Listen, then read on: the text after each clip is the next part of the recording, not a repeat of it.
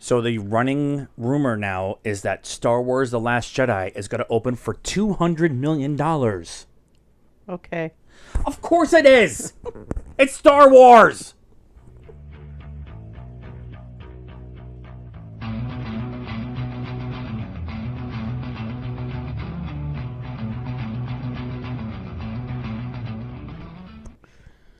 Hello, cult members, and welcome to the Pop Culture Cult. I'm Sean. I'm Janice. I'm sorry I was yelling. Warning next time. Of course it's gonna freaking open for $200 million. Jesus Christ. I really have a hard time with box office prediction. Like I know that they're supposed to do it in the industry and everything to kind of track where it's going and where they need to do advertising and stuff, but really, we're 3 weeks out. It's tracking for $200 million, and if it doesn't go above $200 million, it's a failure. And if it goes $205 million, it goes exactly where it was supposed to. And if it's $210 million, it did a great weekend. Shut the fuck up. Sorry, I'm in the mood, guys. Hi, everybody. This is episode 52. 52. It's about a month behind what our 1 year anniversary is, but we do once a week, so it's been a year and a month. 52.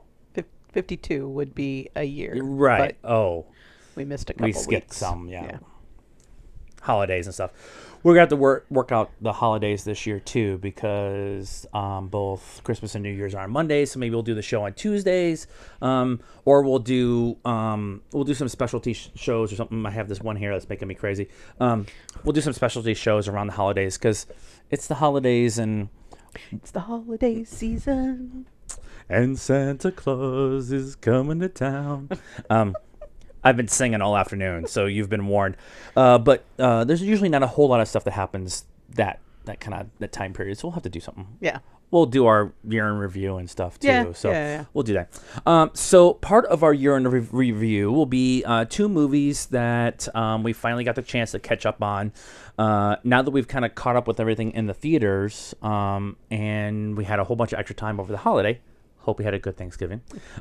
We caught up on some movies and some TV shows and stuff. And so we got like 3 episodes left of Punisher. Right.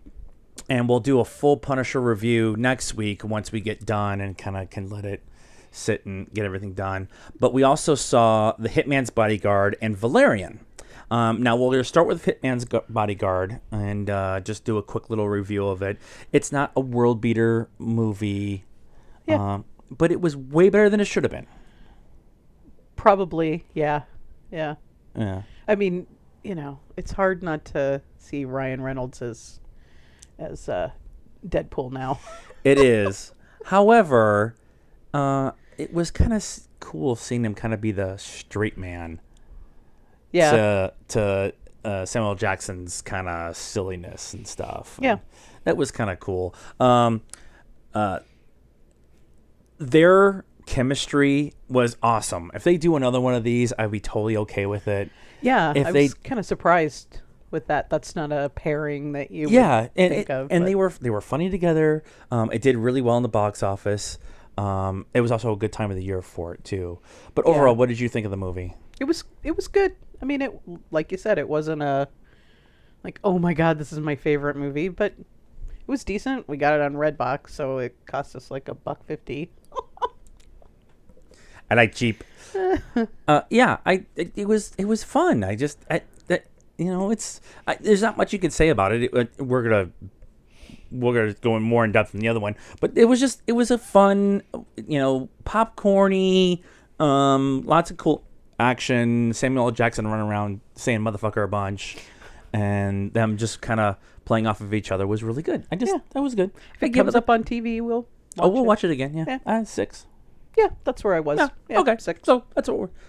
Our raving review of Hitman's Bodyguard 6 months late. It's in Redbox. Go rent it if you didn't see it in the movie theater. It's worth it. Yeah, and it just got done in the movie theater with the kind of the rush of stuff that kind of happened in November. It was still at the movie theater a couple weeks ago. Yeah. So now Valerian and a City of 1,000 Planets. Now, I did a trailer review for this.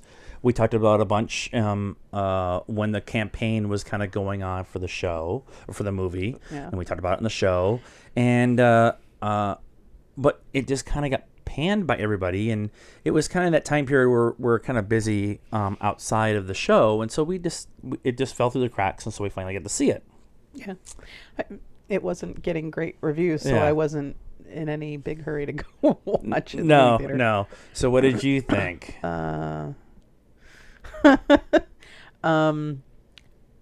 Visually, it was cool. Visually stunning. It was visually stunning. But I kind of was talking about it with you that there was too much going on visually. Yeah, there was there was nothing, no point of reference for, a person of Earth, I guess, to, you're just busy looking everywhere. Everything is different.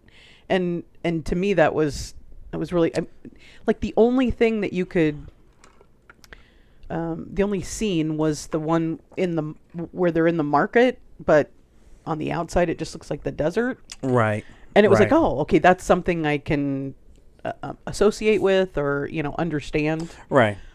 But everything else, they're on ships, and the ships are weird, and the creatures they're interacting with are weird. There wasn't very good world building. And I think maybe that was part of the problem, too. Maybe. Was their world building was how we went from launching an astronaut into space in 1966... Getting to this giant planet and whatever thing. It's 2139 or whatever, right? Yeah. And it just that was the world building, and that opening segment was really cool to watch. Yeah. And how they did all that, but from that point on, everything kind of gets, I want to say, convoluted. Yeah, it's just so alien. You Yeah. just can't even. You don't know where to focus. It didn't help too that the actors who played Valerian and Lorelei, they were okay, but they weren't okay together. Like, their chemistry was very wooden between the two of them. I think they were horrible. I told you I could never see them in something again, and I would be just fine. And it was creepy. The two of them. Maybe I'm just being the little old lady but they're like 12, and they're talking about getting married and all this life experience, and he's supposed to be like the best, like grandmaster, or I don't know, like commander or something like that. Yeah, he's like world renowned or world's renowned, and I'm like, I don't buy it. They're 12. Yeah. There was a lot of that I had. Gerard Butler was I'm not spoiling it, whatever. He was the bad guy. He's the bad guy, but I didn't care that he was the bad guy. Yeah, they didn't really set up him being this big, mean, evil guy. Yeah, and then he's just there, and then he's there, and he's gone for a bunch of the movie and stuff. Yeah. I wanted this to be so good because Luc Besson, who did Fifth Element and Lucy, and I really like Lucy too.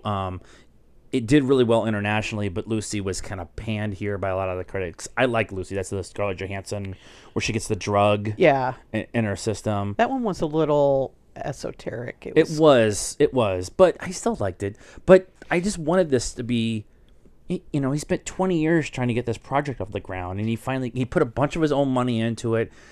They made their money back, but they didn't make any money on it. Yeah. And so that was one of those things where I think they made it too big and maybe miscast it a little bit. Yeah, I think if maybe they had done a couple of movies so that you could kind of get into the world and understand what's going on. A smaller first one, and then maybe build up for the second one kind of thing would have made a little more sense. Talked about in the stuff we watched afterwards, like the making of or whatever. Right. And they talked about how, like, it was all just in his head. And there was no storyboards. There was no nothing. Yeah. And I think that it was part of the problem. Like, it was very big in his head. And he knew what was going on, but the rest of us don't. There's shots in, like, Ghost in the Shell or and Blade Runner 2049, where the shot itself is very busy and it's very big because it's a cityscape or whatever, right? Yeah. But a lot of the interactions between characters were in small shots with two people in a room and not a lot of stuff going on in the background. And I think that was kind of maybe one of the things too that we were. I think that's an example of how people may say, it was really big and busy during 2049, but it's not. It's not when the interaction between the two characters or multiple characters is going on. Well, and like I said, there's things that we understand or can relate to going on along with, like, so in Blade Runner, there's skyscraper buildings with all this, right, digital stuff, big, and so you don't need to look at the skyscraper buildings. You know what those look like. We've seen those. Yeah. So you can pay attention to this other stuff that's new. And with Valerian, there was just nothing for you to filter out. You just felt like you needed to look at everything. I'm disappointed. Very disappointed. So sorry. So I would give it 4.5. That's being kind of generous. I really liked the visual. As much as we're complaining about the visualness, I liked the color palette and the visualness and the aliens, and I liked all. Yeah. And Rihanna was really cool, and her character was cool. Yeah. And that whole sequence with them going and trying to sneak into this restricted zone, and like that whole thing was really cool. Yeah. So maybe a 4. Yeah. I was gonna say 4. So. Yeah. And that's kind of where I'm at. And I just shucks. That's all I could say. Because I wanted it to work, and it just didn't. No. Oh well. So today the Russo brothers were assholes. Without any prompting or warning or anything like that, they posted on their social media this animated 3. It's got eyes and hands and feet. I saw that. Yeah. It's just a 3. I saw the 3. And no comment, no nothing. Nothing. Just a 3. And then that was about an hour after Entertainment Weekly posted pictures of their Infinity War covers for their magazine that are coming out. Okay. There was like 4 of them, and then later on this afternoon, there was all these photo shoot photos that came out with a bunch of the Marvel characters and the actors playing them in these shots, and I'm thinking that each individual person was photographed, and then they photoshopped them into this white background because it's like really random people. It's like Pepper, the Wasp, Vision, and the Hulk in one photo, and then the next one it's Black Panther. It's like none of them that would actually have been together in the movies. Yeah, that they're all in each, and so there's no comments on the photos, no comment on the covers, and this fucking 3. So maybe tomorrow we'll get a 2. 2, if there's a 2, and then we know what's going 1, on. And So then Thursday we need to watch for a trailer. We'll finally get the Infinity War trailer. We've been Okay, those 6,000 assholes who were inside the Hall H and the 4,000 that were at D23, all of those fuckers can die in a grease fire until. Now I'm being a little over dramatic here, but there has been some leaked footage of the trailer from Infinity War all over the internet, and that I refuse to watch it. I want the real trailer. I don't want some half kind of cocked down view and somebody's head keeps popping in and out. I actually want to see it for what it is. And your reward for that is to wait for 6 months to actually get a real trailer. I knew how this machine worked. You would have thought they would have put that out a long time ago, but well, I think they wanted to get through. Ragnarok, because there's some setup stuff for Infinity War and Ragnarok. Then don't show it. D23 was what, March? May. It was like in No. because it was the two weekends before San Diego Comic Con. Well, our Comic Con is in May. Our June. All right. So it was like D23 one weekend, and then there was like empty weekend, and then San Diego Comic Con. Okay. So yeah, I mean, it's been that long, and some people have talked about it, and there's been different things, but I just give it to us. I think they were waiting for Ragnarok. All right. I don't have to like it, but whatever. So we want to talk about the weekend box office, and the reason we bring this up is because of the stuff that's been going on with Justice League, and it was a 5-day weekend, except the numbers are only for a 3-day weekend, and so you can go and do all the math and put it all together for a 5-day weekend, but Box Office Mojo does the 3-day weekends, and so some people went on Thursday to see a movie. Most of them are single or don't have any children. Well, we tried to go on Wednesday, and both theaters were I mean, Justice sold out to the point where we couldn't. No, it was Thor. No, I know, but I looked it up, and Justice League made like $11 million on Wednesday. Yeah. So that's really good on a Wednesday, on a right? Wednesday. But it's Friday for a lot of people, so. Right. It was actually kind of a half day for us. We got off so early. But for the 3-day weekend, Coco won. It made almost $51 million.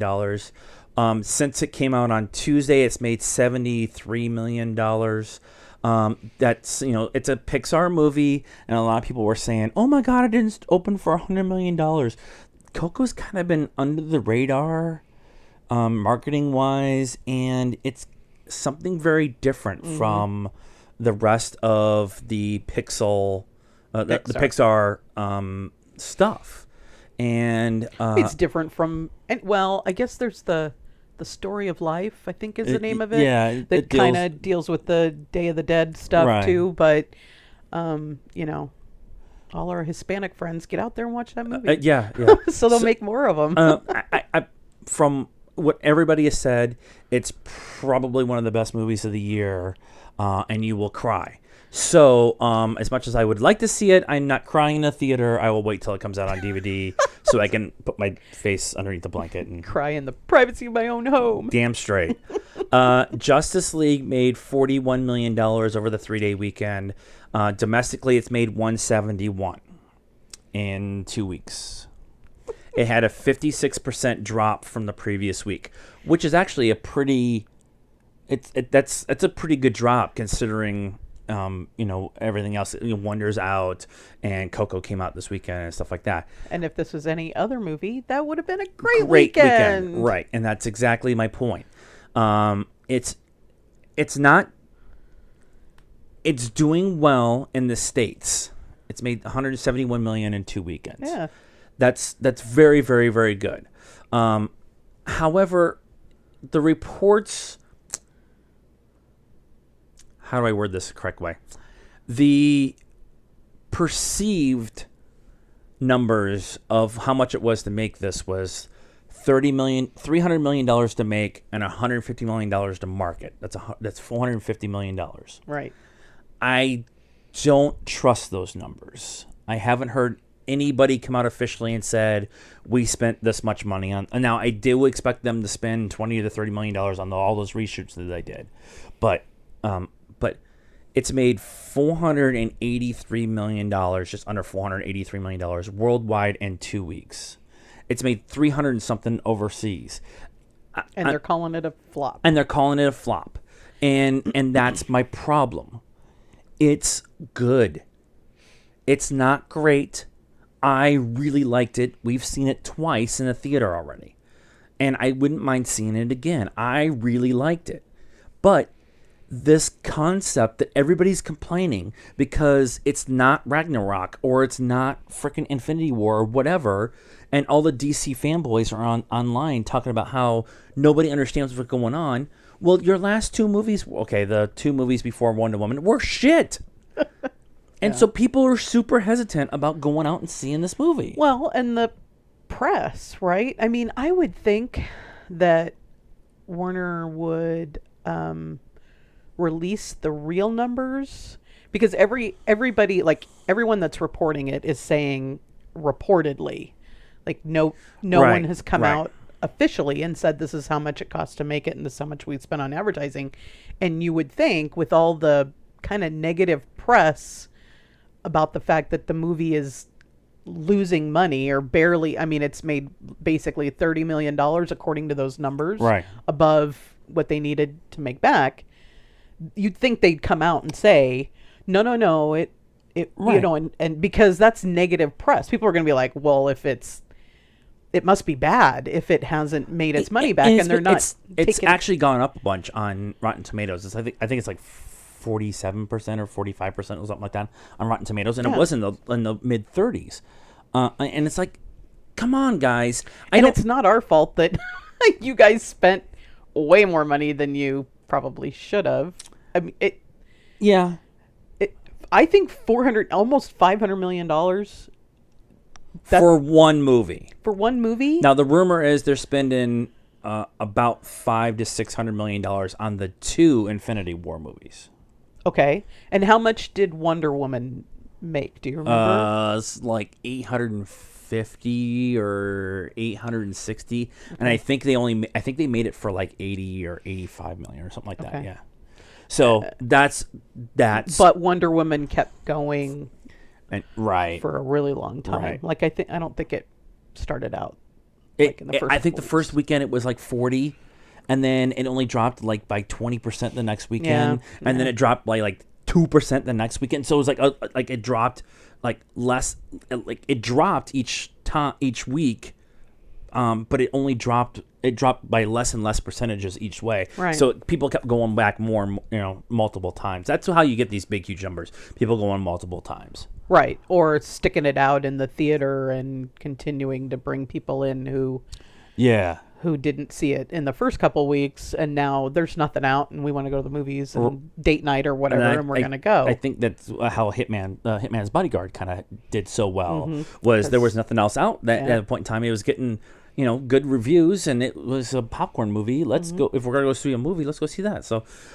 Wonder is doing really well. It's at 70 million in 2 weeks. I think it was like 17 million or 20 million on that movie or something like that. Yeah.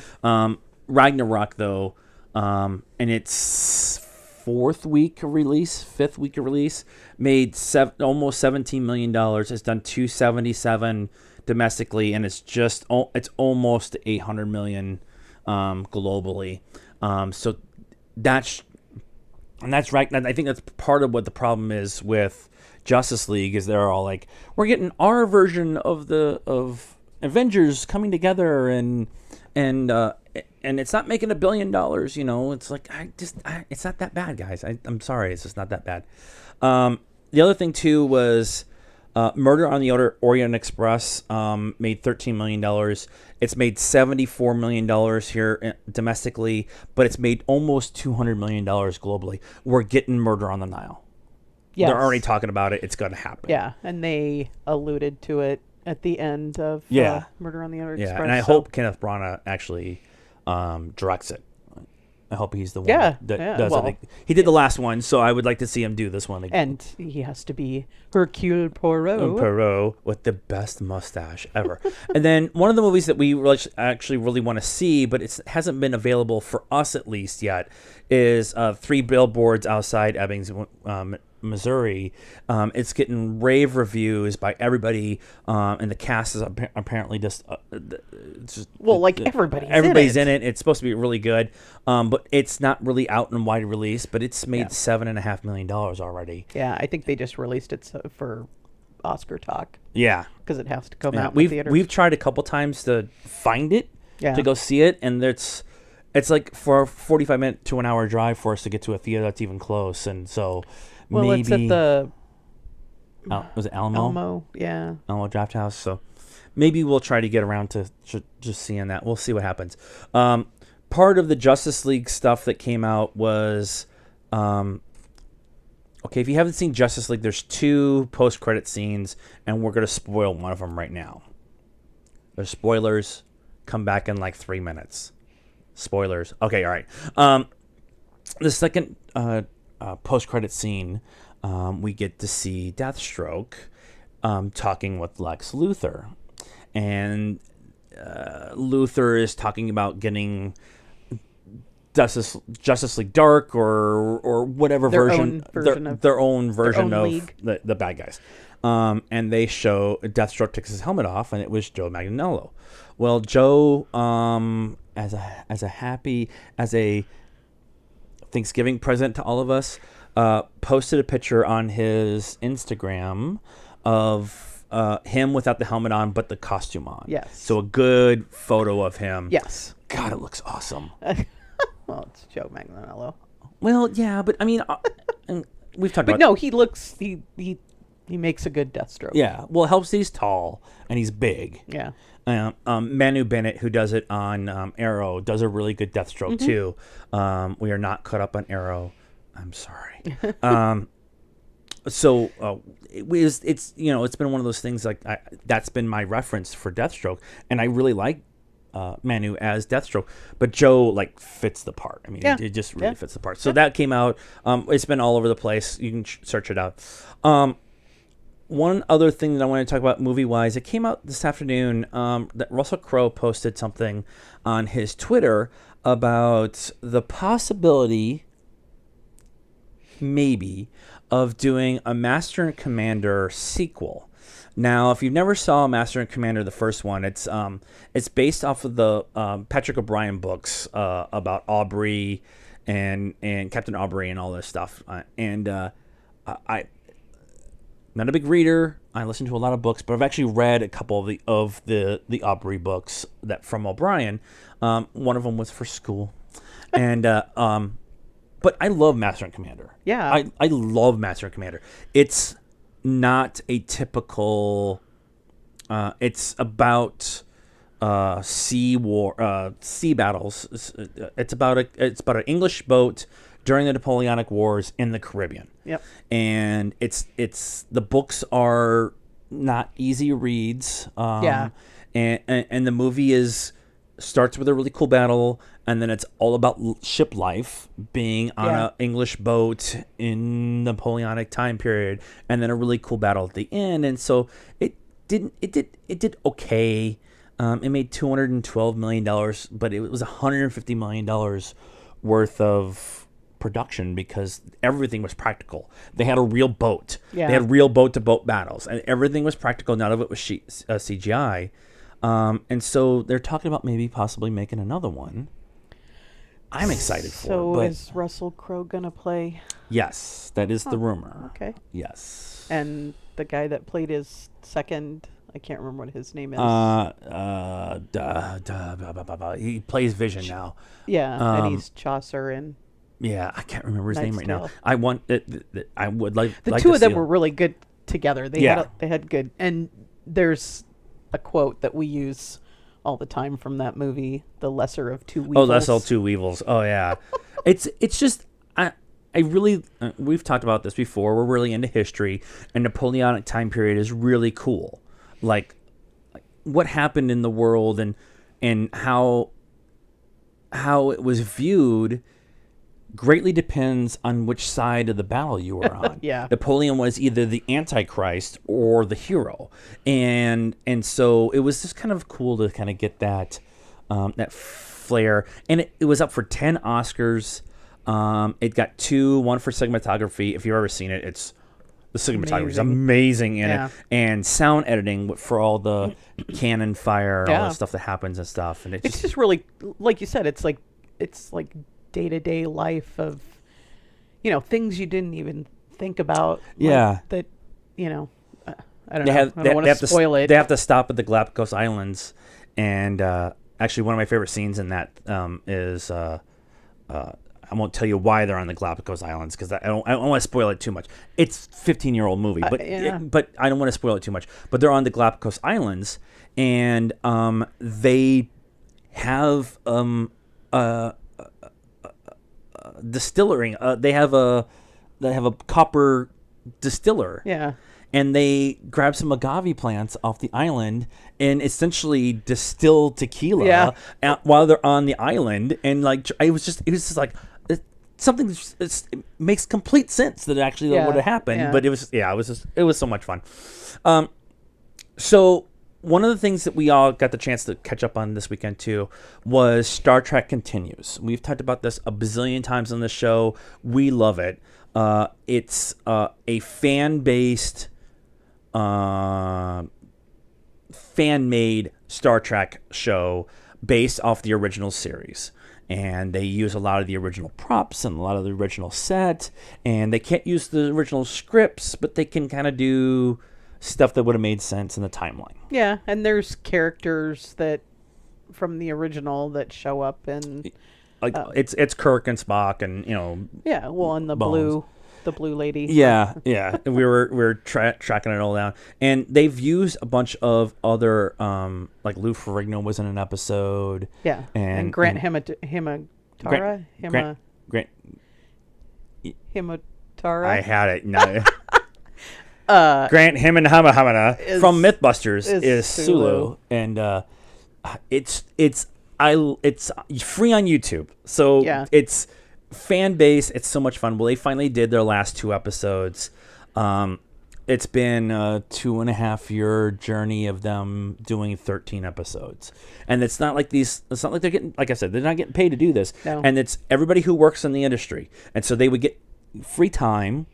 And they all just show up in Florida for 2 weeks and film. Yep. And then they, Vic, who plays Shatner, Kirk, Jesus Christ, Shatner, Kirk is the same person. He runs around at cons and stuff like that. Yeah, that's where they actually get their money, is they do con appearances. Yeah.